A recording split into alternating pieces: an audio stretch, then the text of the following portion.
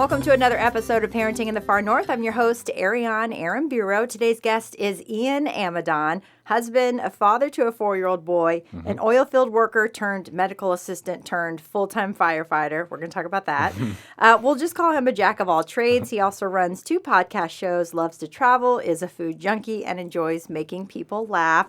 So let's get to know him a little bit more. So please welcome to the podcast. Ian, thank you so much for being here. Yes, thank you. It's been a minute. I know. Apologize. This has kind of been a long time coming. Yep. We started chatting, I think, a couple months ago, and you're like, let's just, in November, and so you circled back. I appreciate that.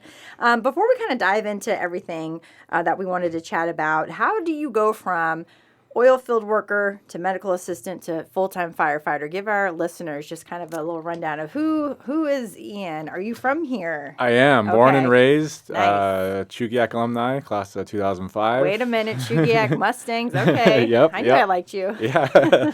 Yeah, I actually went from, retail worker to oil field to MA to firefighting. I got into the oil field one day. My dad, he's always like, you missed 100% of the shots you don't take, Wayne Gretzky. And there was a position open on the oil field. I was kind of struggling to find a job. There were some turns in life that didn't go the way I wanted it to, early 20s. And, he always sends me these things, try to apply for the oil field. I'm like, Dad, we don't know anybody up there. It's kind of one of those things where you got to know someone to get up there. It was for like a scaffold builder level 2. I'm like, I don't even have level 1. Like, what is that? How am I going to go into level 2? Exactly. So he's okay. Once again quoted Wayne Gretzky. I'm like, all right, fine. I remember just looking out on my phone. I had just got an iPhone. Oh, I kind of avoided smartphones for a while until iPhone 3, I think. And I'm like, all right, apply. And 4 weeks went by, totally forgot about it. They call me up for an interview, and I'm like, what was this for again? It's for the scaffold position for such and such company. Oh, yeah, absolutely. Slope, yep, ding. Yeah. Went in. I'm a pretty good interviewer, I'd say. And I got the job, and I was up there for 6 years, night shift. Wow. 2 on, 2 off, 3 on, 3 off kind of thing. I got into the fire department up there because they have their own separate thing, and it's like a volunteer. I did that for about 2 years. And then I got hit with like a string of layoffs. And the funny story with that is I wanted to join my local fire department and do that on my time off just to get more experience. I figured, this is a road I want to go to eventually. And the day I passed the written test for my local fire department, I got the phone call from one of the foremen. And, hey, we got to let you go. Because I had to take like a leave of absence to hit all the academy type stuff properly. So I was essentially off for like 6 weeks straight. And it hit X amount of days where that's qualifies as LOA. And then like in the fine print, LOA up there back in the day was, you can, if your position became unavailable, we can let you go. So I did the paid on call thing for my local fire department, which was only, 29.9 hours a week, while my wife was a manager of a restaurant or a fast food chain at the time. And this was from like November to May, and I was applying for jobs left and right. Yeah. And when someone sees like slope worker, and I'm applying for like 13 an hour type jobs, they're like, we can't hire this guy. He's not going to stick around. He just went from probably $31 an hour to, and I'm like, that's not the case with me. Just give me a chance to interview. I will work. It doesn't matter. And then my mom reached out. She's like, there's a medical assistant position open. You should try it. I'm like, I have no MA background. I don't have a degree. I never went to college for anything. I had my ETT, emergency trauma tech, so I could take a blood pressure. Yeah. Try it. All right, applied. They called me up, and this was the first time. Once again. Yep. First time in history where they called me, and I'm like, I don't think I can do this job. I'm reading again what you expect. I have none of this, and they're like, well, it's all on hands training. All right, fair enough. I might have been cutting grass under the table. And I'm like, I got to get out of that. Yeah. So I jumped in, medical assistant, did that for 3 years. I was still doing paid on call firefighting. So I had 2 jobs essentially. I worked my way up in the medical assistant field. I became like an MA lead, procedure room tech, all kinds of stuff. And a full-time spot opened up. And this was like the 3rd attempt for me because it's kind of competitive, right? But I had practice, interview panel, chiefs, you're sweating, you know them personally, and then you have to be professional like you don't know them. And I landed the job, and it kind of came right in time because we were pregnant finally, which is a long story for that too. But and that's where I've been now for 5 years come spring full time. Well, congratulations. Thank you. See, yeah, you got to go through some hurdles and jump over, but you ultimately are landing and doing what you love to do, which is amazing. Well, transitioning, you are a dad to a now 4-year-old son.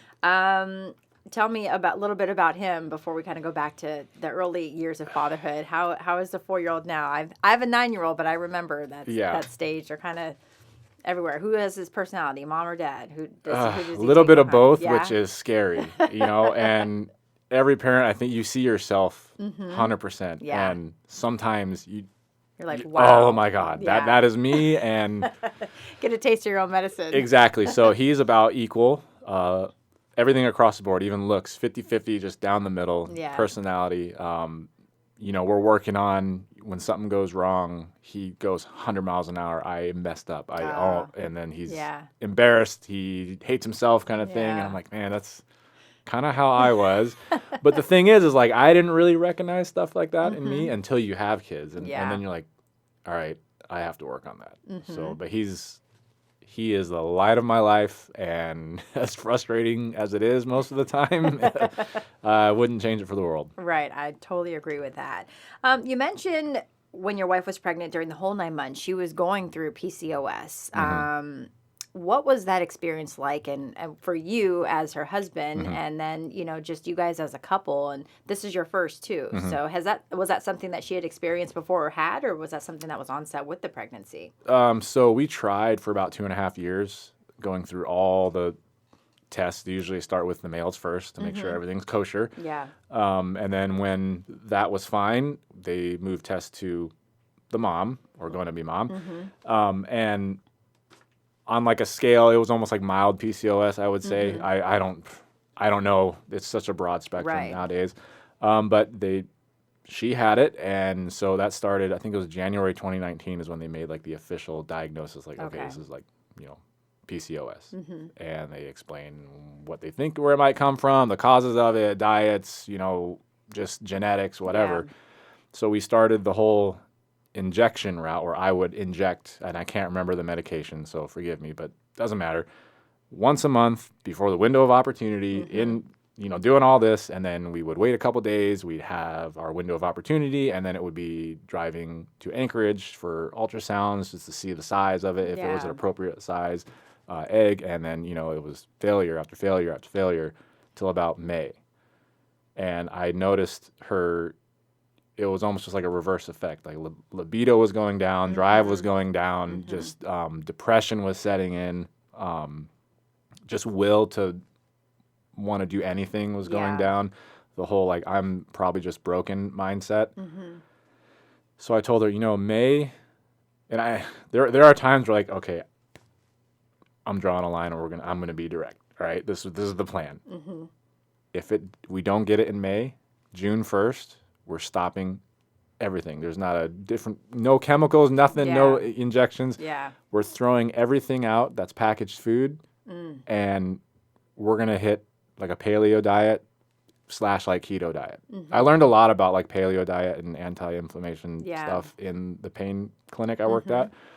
So like, we're going to try this. And May came around, no luck. June 1st. We're doing it. We purged, and I would cook every single night. I would measure to the T of what she was getting, like measurements calorie-wise. Wow. I would double up on mine because obviously I'm not trying to lose weight, but I'm going to be eating the same thing she is.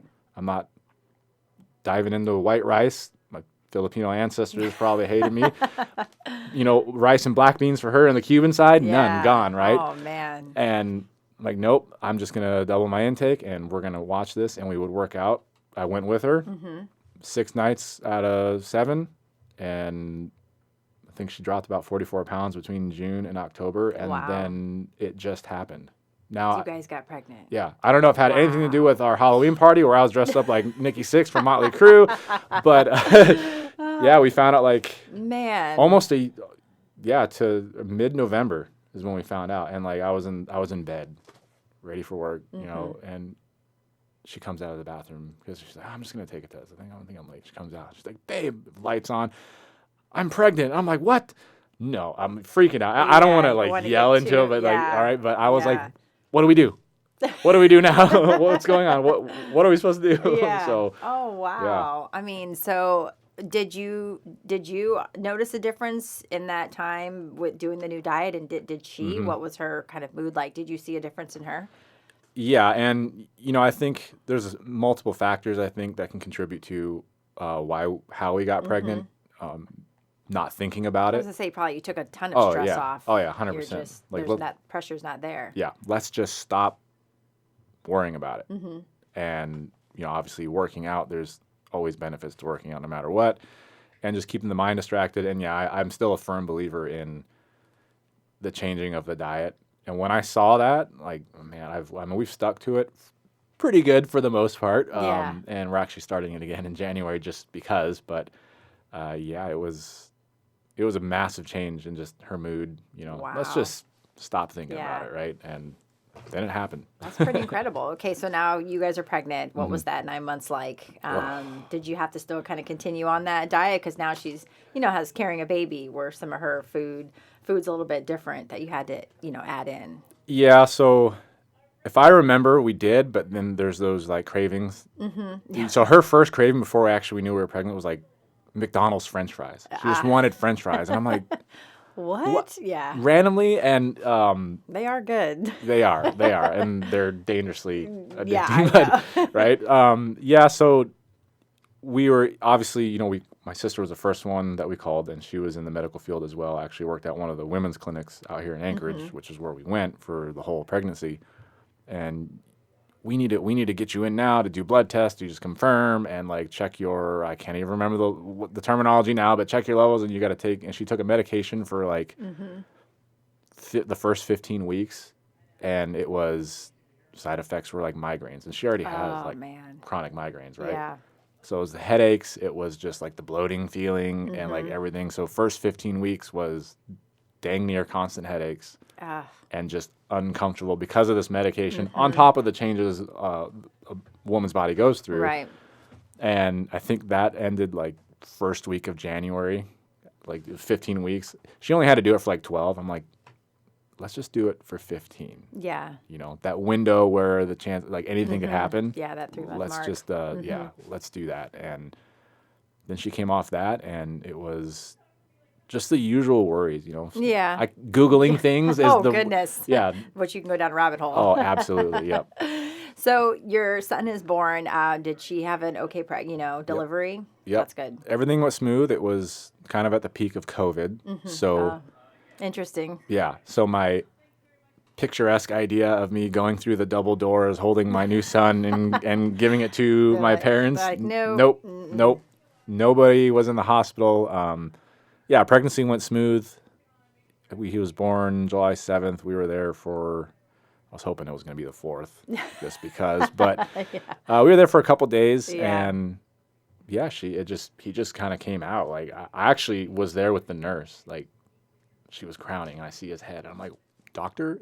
Doctor's on the way from another hospital. And the nurse was like, we might have to do this. And I'm like, man. And then doctor walks in, gloves on, Atlas comes out. And I had to make the dumb comment. I was like, that was easy. I meant like for her, the doctor, not my wife. Yeah. And the doctor's like, oh, congratulations, healthy baby boy. And was there for like 7 minutes. Did you guys know you were having a boy or did you? Oh, yeah. Okay, so you found out the sex of the baby. So now he's 4, but let's go back. So into those first few months of fatherhood and parenthood, what was that like for you guys? Because there's no rule book to parenting, Nope. So you're just kind of diving into it. It was exhausting, and the word that still pops up in my head, even as parenting in general today, it's a constant. Yeah. And the first night we came home, the look on our dog's face. I have a picture somewhere of one of our dog like staring at Atlas. That's my son, and it's like, what did I didn't sign up for this. Yeah, what is this And thing? I'm like, that dog right there is sharing like the same thought going on right now of everyone in this room. Because you're in the hospital. I don't know how it was for you guys, but, I was there a couple days. catered to. If you're having any trouble breastfeeding, the lactation consultants come by. So I'm like, oh, this is nice. And then you go home and you come back to that same familiar place. You just now have a tiny human being that you're responsible for. And for me, that's, I went through postpartum depression. That's when all the floodgates of just emotions hit me, was the minute I got home. It was in September, late September. So, Alaska, it's that rainy kind of fall time. And I was just like, oh, I'm on my own. I really got to do this. I can't go back or put her back in. We're here. Yep. What was that like for you? It's a very lonely feeling. Yeah. Because help is minutes away when seconds might matter in those first few months. And I know this, right? So, it was just fast forwarding through those 3 months. He had trouble latching. That was a whole thing. And once again, she's like, I'm not able to feed my child. And I remember we were going through so many different types of formulas because he would just not poop. He would not. And I'm like, I remember asking a lot of friends, right, in the medical field, and they were all there for me. And it took maybe a month for someone to say, anytime you introduce something new to their bodies, they're going to, get all locked up. They're not going to, they have to adjust to it. He was trying to do breast milk. He was trying to do formula and all that back and forth. And I remember one night, it was like midnight, and we were just so frustrated. He wasn't eating. He wasn't pooping, and I'm freaking out. It's been like 4 days since he pooped. Why not? Don't Google it. Don't Google it. It's going to tell you he's dying. The first thing, right? Honestly. Yeah. I went to Cars. I bought like 4 different brands of formula. We're going to try this, this, and this. And that's when I reeled myself back, and I'm like, there's got to be something going on. And then just something popped in my head from years ago where I remember getting my water tested. And it had high iron content. Really? So I'm like, interesting. I was like, I wonder. And I Google. You went to Google. Can high iron content constipate newborn babies? And it was like, yes. That's all I needed to read. Yeah. And I'm like, okay, let's start buying like distilled water and then mixing his formula.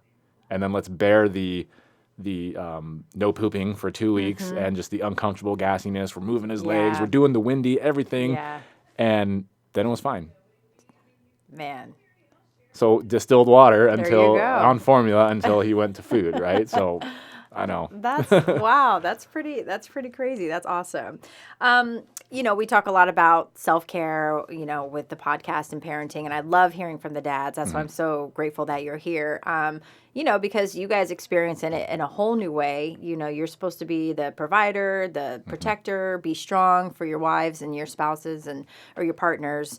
I'm sure it wasn't easy for you seeing your wife kind of go through that. So what did self-care look like for you as a spouse, as a dad? What were some of your mental health struggles in those kind of first few months, or even just now, even still with a 4-year-old and just in that role in general? Yeah. So there was one specific night where my wife, Nicole, had like a legit anxiety attack. Like he wasn't sleeping, still struggling eating. And I remember looking at him like, man, there's absolutely nothing I can do on this psychological effect in someone else.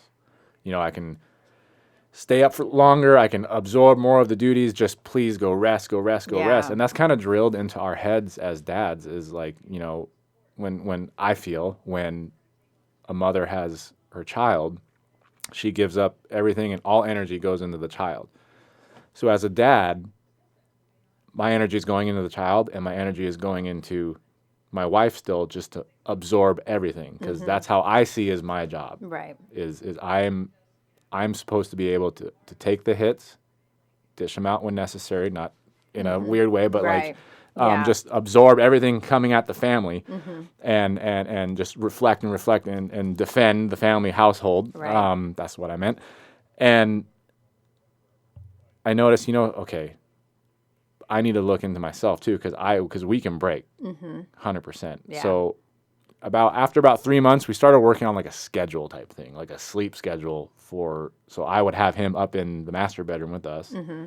And she would actually go sleep down in his room because it's all blacked out. It's got those sound machine and everything. Those are great. Yeah, right? Those sound machines are a heaven sent. Yep. So we figured out a momentum. We started getting just like a groove going. And while she would be sleeping, if Atlas was fine, here I am watching like 80s horror movies, but he's not watching, but that's just my jam. Yeah.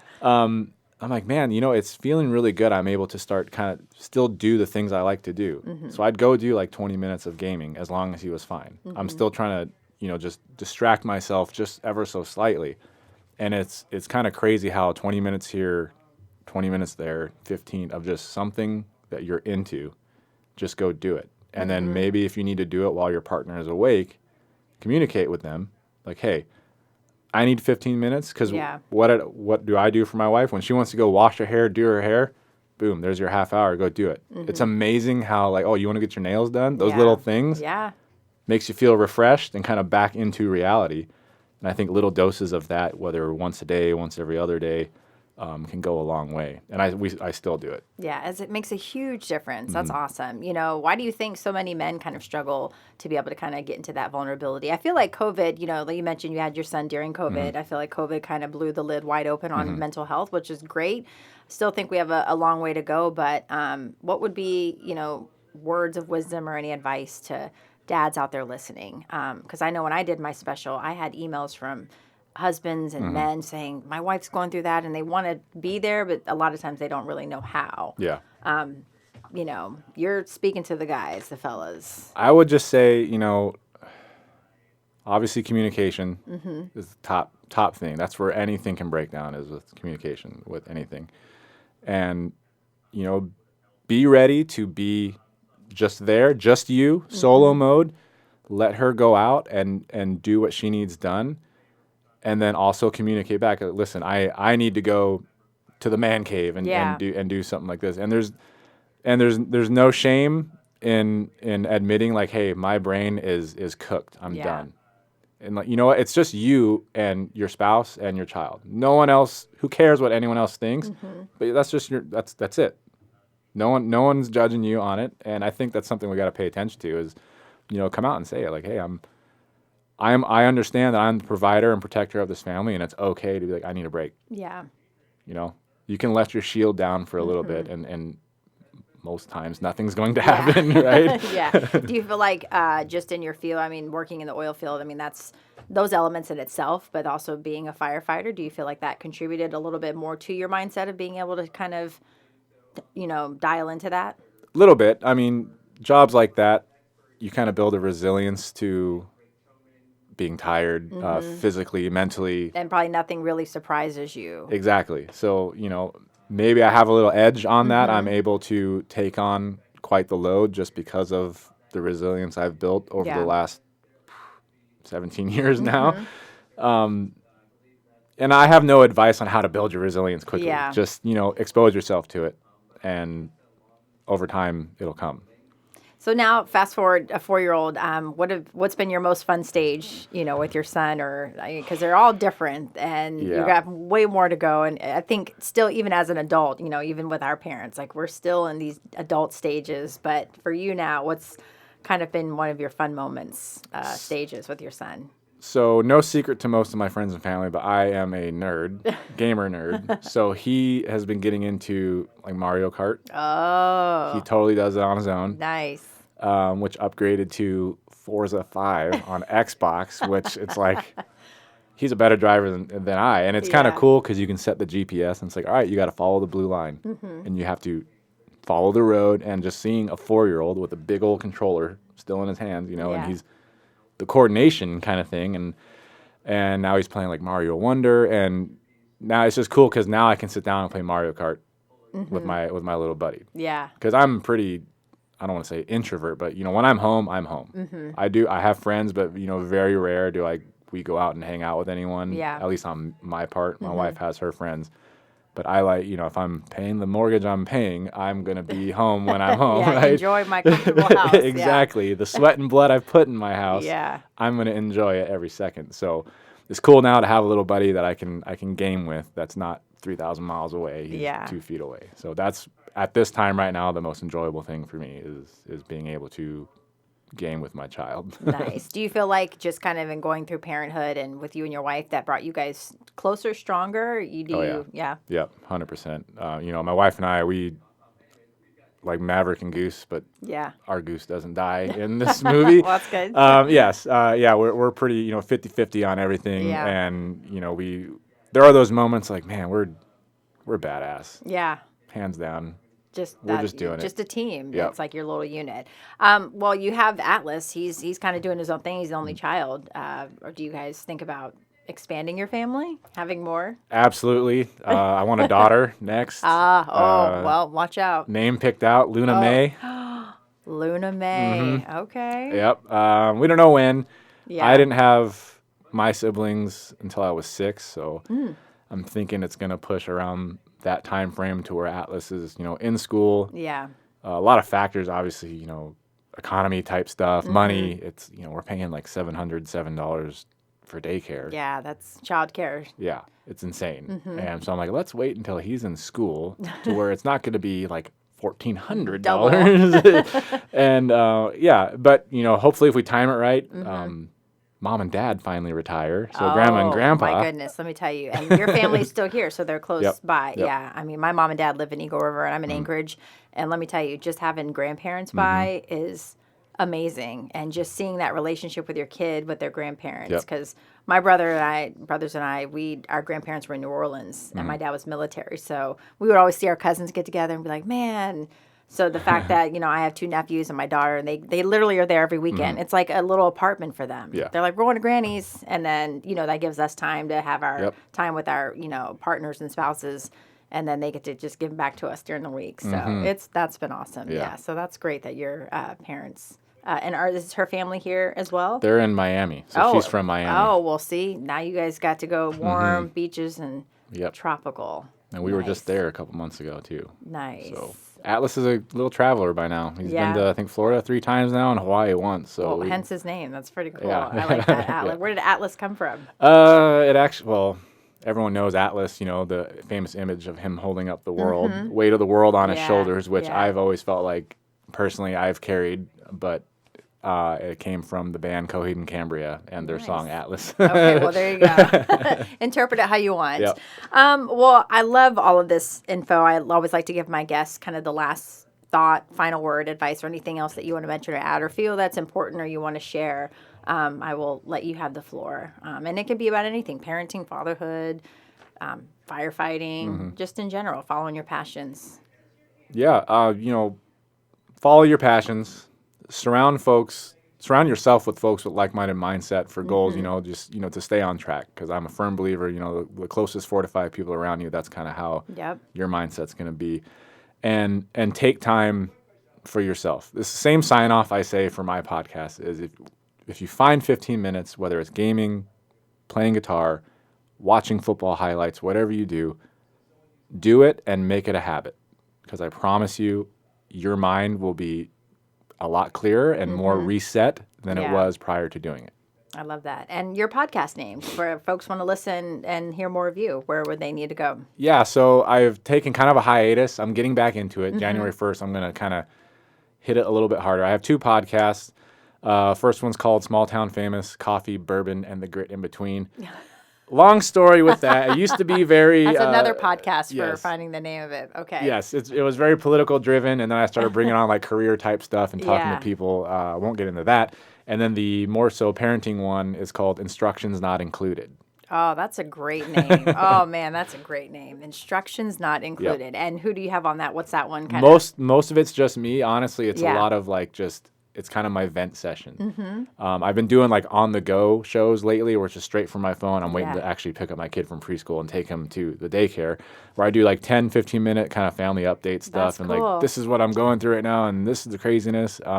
Starting January 1st, I'm going to jump back into doing long-form stuff and try to actually have guests, much like your show. Yeah. So just to keep it not so boring and listening to my voice all the time. Well, I love that. Well, I really enjoyed talking with you, and I hope our listeners, took something from it, because like I said, I always love hearing the perspective of parenting in general, moms, because I am a mom, but the dads too. That's really cool to kind of hear, and hopefully, it resonates with some people there. So thank you so much for coming on. Thank you. Thank you all for listening to another episode of Parenting in the Far North, and don't forget to like and subscribe.